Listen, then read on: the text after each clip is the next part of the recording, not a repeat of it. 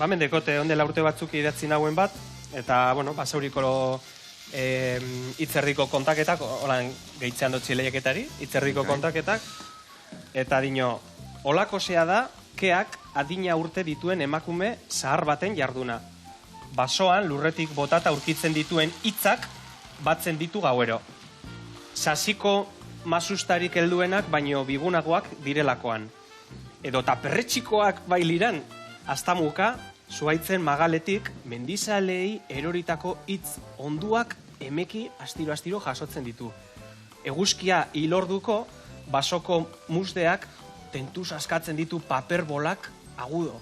Tximistak baino agudoago, bere gordelekuan barrena irakurtzeko. Ibiltariek galdutako mila sekretu gordetzen dituztelakoan. Gero, kontu handiz altzorren kutzan gorde, hoi ditu. Urregorria direlakoan.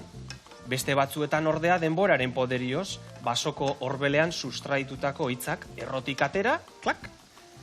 Kolpe hotz batean moztu, estiki biribilkatu, ahora eraman eta berba biribilguari zua ematen dio. Halakoetan bakean dago gure basanderea. Askea baita, estia bezain gozoak diren hitzak erretzean.